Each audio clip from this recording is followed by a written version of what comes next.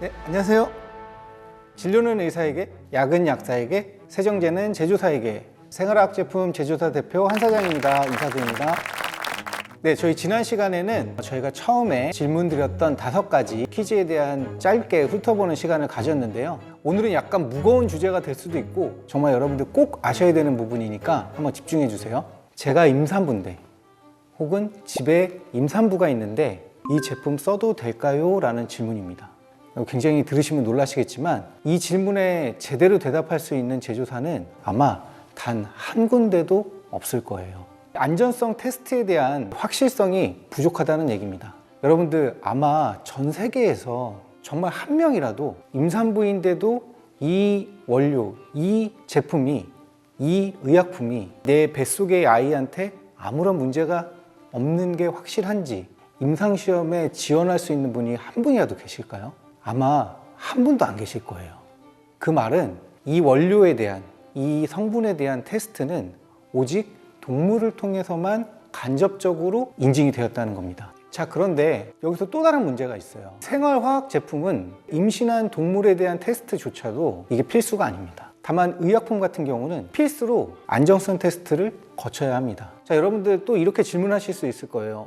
그러면 KC 인증이나 다른 친환경 인증은 어느 정도 임산부에 대한 안전성도 보장하는 거 아니냐? 그렇지 않습니다. 전혀 관계가 없는 얘기들이고요. 동물에 대한 이 간접적인 테스트, 안전성에 대한 검증은 이게 굉장히 어려운 부분이 있습니다. 어떤 부분이 있냐면 이런 동물에 대한 안전성 테스트는 사실 많이 하면 많이 할수록 사용하는 우리 소비자들에게는 더 안전한 방법이 되긴 합니다. 하지만 동물에 대한 권리 보호 때문에 계속 규제하고 제한하고 있는 상태죠. 1980년도에 이 동물 규제에 관련돼서 처음으로 규제가 일어나기 시작합니다.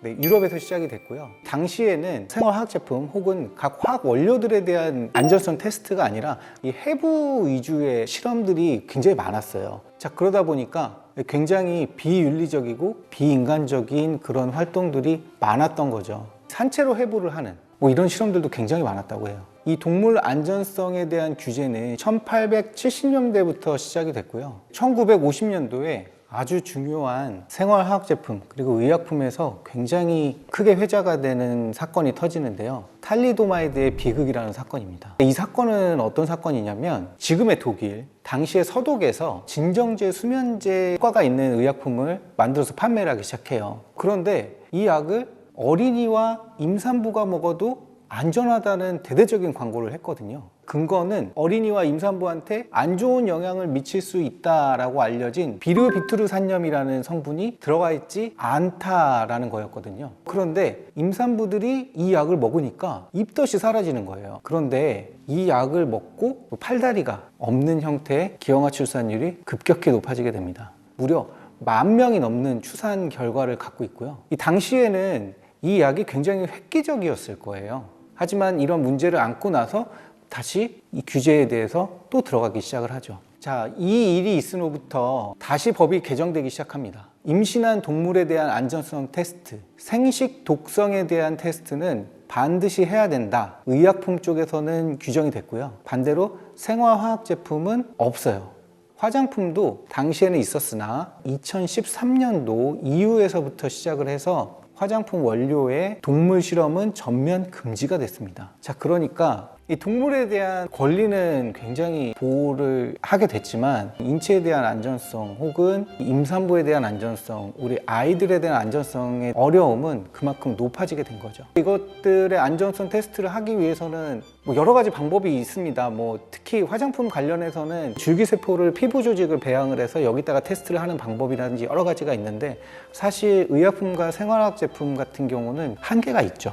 네, 그래서 여러분 임산부가 써도 안전한가요? 라는 질문은 당연히 이 제품을 만든 제조사에 질문을 던져서 그 확인을 한번 받으셔도 좋지만 여러분께서도 이거를 관심을 갖고 체크를 해보셔야 됩니다. 자, 왜냐? 제가 이 과정들에 대해서 말씀드렸던 거는 이 성분, 이 단일 원료에 대한 독성 테스트예요. 그러니까 이게 완제품으로 쓰였을 때는 어떤 결과가 나올지 사실 예측하기는 어렵거든요. 그리고 이 완제품에 대한 규제는 전혀 없습니다. 제품에 쓰인 원료들에 대해서만 이 규제들이 있는 거예요. 임산부가 써도 되나요? 라는 그 질문을 이렇게 남기시는 거를 저도 몇 번 봤거든요. 다른 브랜드의 제품들에서. 이거를 써도 되나 싶은 성분들이 진짜 분명히 많이 있거든요.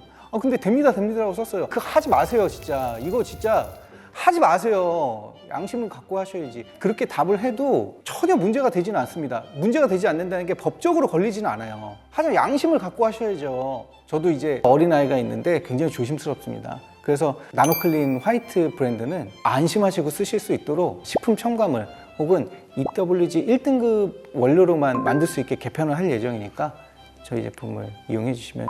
제가 이거를 걸을 수 있는 방법은 이따가 마지막에 알려드릴 테니까 끝까지 지켜봐 주시고요. 자, 다음으로 많이 받는 질문은요. 저희 집에 갓난아기, 어린아이가 있는데 이 제품 써도 될까요? 라는 질문입니다. 정말 갓난아기가 있는데 어떤 원료에 대한 안전성 테스트에 대해서 동의해 주실 수 있는 분이 정말 한 분이라도 계실까요? 그 말은 여기에 대한 근거는 굉장히 제한적이라는 겁니다. 이렇게 질문하실 수는 있어요.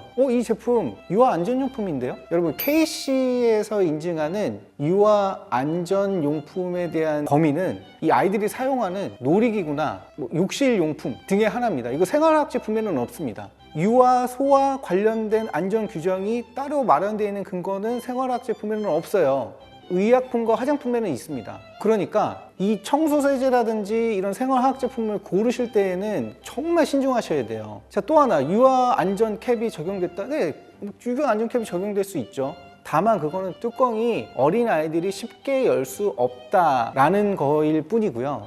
성분에 대한 안전도는 담보하지는 않습니다. 제가 몇 가지 좀 팁을 드리고 싶은데요. 이렇게 또 질문을 하실 수도 있을 것 같아요. 아니, 그러면 도대체 뭘 써야 돼? 아무것도 못 쓰는 거 아니냐? 하지만 방법은 있습니다. 제가 사용하는 방법인데요. 첫 번째는 되도록이면 너무 편한 제품은 고르지 않습니다.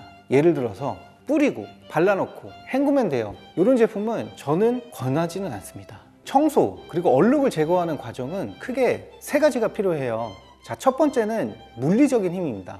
두 번째는 화학적인 작용이고요. 세 번째는 바로 시간입니다.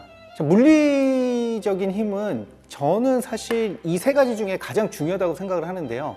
이 손으로 닦거나 혹은 여러분 세차장 가시면 고압수로 쏘죠. 물리적인 마찰을 상당히 일으켜주는 건데 바로 이런 부분을 높여주는 겁니다. 청소를 편하고 쉽게 하는 것보다는 꼼꼼하고 정성스럽게 하시는 게 안전을 위해서는 좋겠죠. 자, 두 번째는 화학적인 힘입니다. 이거는 물리적인 힘과 더해서 이 표면에 남아있는 어떤 성분들이라든지 혹은 세균들을 바이러스 등을 화학적으로 죽이거나 분리시키는 건데요. 이 화학적인 작용을 할 때 그만큼 중요한 게 시간입니다. 이 작용을 할 때 시간이 필요하거든요. 자, 그러면 물리적인 힘과 시간을 줄이는 게 바로 청소를 편하게 한다는 건데 이 두 개를 줄이려면 어떻게 해야 되냐면 이 화학적인 반응을 세게 해주면 되거든요. 농도가 높아지거나 원래는 사용하기 어려운 좀 강한 용제들을 사용하거나 이런 방법들이 있어요. 물론 안전하게 하는 방법도 있지만 다만 너무 쉬운 것만, 너무 편한 것만 찾다 보면은 어쩔 수 없이 이제 화학적인 농축도라든지 이 성분들이 더 많이 들어가야 되고 일반적으로 알려져 있는 좀 안전한 성분 외에 다른 것들을 끌어다 쓰는 경우가 있기 때문에 여러분들 꼭 그거 조심하셔야 됩니다. 두 번째로는 냄새가 너무 심한 제품은 당연히 기피를 합니다. 여러분들 마찬가지실 것 같아요. 다만 이 냄새를 미리 맡아볼 수는 없죠. 그래서 뒤집어 봐서 휘발성 용제들이 많은 것들, 솔벤트류들이 많은 것들은 되도록이면 좀 피하려고 합니다. 이런 제품을 쓰실 때에는 되도록 아이들은 가까이 오지 않게 하시고 나서는 꼭 환기 한번 시켜주시고 이렇게 저는 권장을 드리고 있습니다. 가끔 보이는 게 어떤 제품들이 보이냐면 이거 굉장히 안전해요, 전성분이 공개돼 있어요 라는 문구들을 보게 되거든요. 전성분이 진짜로 공개된지 안 된지는 여러분께서도 한번 체크를 해보셔야 돼요. 전성분 공개 안 했으면서 했다고 하지 마라 진짜. 상세 페이지만 써놓고 실제로 초록눈이 들어가면 전성분 다 가려져 있고 진짜 그렇게 하지 마세요, 제조사분들. 이 전성분을 공개한다는 거는 이 한 제품을 만들 때 내가 어떤 성분들을 넣는지에 대해서 다 넣어야 되는 거거든요.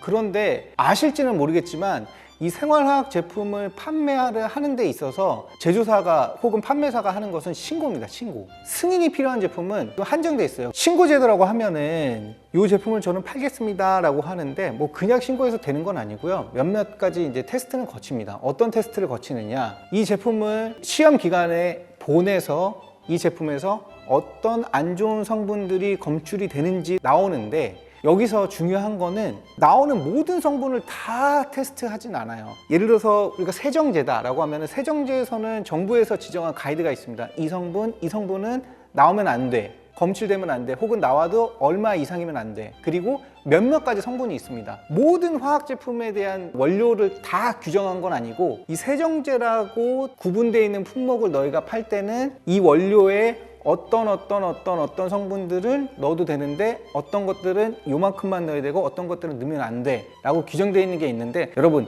이 물질이란 게 정말 무궁무진하기 때문에 이 규정을 피해서 넣을 수 있는 물질들도 있는 거거든요. 전성분이 공개됐다고 하면 여러분들 한 번은 그거를 확인을 해 보시고요. 자, 전성분이 공개됐으면 지금 말씀드린 이 성분들을 보셔야 되는데, 사실 이 성분들도 제조사가 이런 성분들을 넣었습니다 라고 자발적으로 신고를 한다 뿐이지, 이 제품에 어떤 원료를 어떻게 넣었는가 라고 완제품을 갖고 어디 분석을 해서 이거를 완벽하게 해체해서 어떤 원료들이 쓰였습니다 라고 분석할 수 있는 기관은 전 세계에서 단 한 군데도 없습니다. 불가능해요. 그거는 화학적으로 이미 결합이 되고 변형이 되고 했기 때문에 이거는 백사장에서 모래와 바닷물을 분리내는 것과 같다, 그 정도로 거의 불가능에 관한 얘기고요. 때문에 아무리 전성분을 공개했다 하더라도 정말 그거는 제조사의 뭐라고 말씀드릴까요? 양심에 맡겨야 되는 부분이에요. 내가 이렇게 만들었다라고 신고를 하면 그거는 받아들일 수밖에 없거든요. 자, 거기에 이런 내용이 있습니다. 위 제출한 배합비는 틀림이 없음을 확인한다 라고 되어 있습니다. 그리고 이게 틀리면 처벌은 받아라 라는 거거든요. 전적으로 이거는 제출한 제조사의 양심과 책임에 따를 수밖에 없다. 네, 그렇기 때문에 정말 믿을 수 있는 제조사의 제품을 잘 선택하셔야 돼요. 또 하나 팁을 잠깐 드리면, 그럼 믿을 만한 제조사는 어떻게 고르면 될까요? 첫 번째, 너무 과장 광고를 안 하는 곳이었으면 좋겠습니다. 전성분을 공개합니다라고 표현했는데 진짜 한 몇 시까지 돼요. 안전한 성분 다 넣고. 근데 초록늘이 들어가 보니까 전성분 공개 안 돼 있어요. 그런 회사의 제품들은 정말 좀 조심하셔야 되고, 두 번째로는 너무 이 상식을 깨는 어떤 제품의 형태를 손쉽게 가져오는 거는, 물론 정말 획기적인 제품, 좋은 제품이 될 수 있지만 이런 확인 작업을 한번 하셨으면 좋겠다라는 말씀 드립니다. 자, 오늘 여기까지. 첫 번째, 임산부, 두 번째, 유아, 소아, 어린이에 대한 이 생활학 제품에 대한 안전성에 대해서 오늘 말씀드렸는데요. 되게 아이러니하죠. 결론은 이거에 대한 법적인 제재가 없다는 게 결론입니다. 특히 임산부나 혹은 정말 갓난아이, 어린아이가 있는 집은 이 생활학 제품을 선택하는 데 있어서 정말 한 번 더 생각을 하셔야 되고요. 정부에서 안전 인증을 받았다 혹은 신고가 됐다라는 제품이라고 홍보는 하지만 이 모든 분들에 대한 안전을 100% 담보하는 건 아니거든요.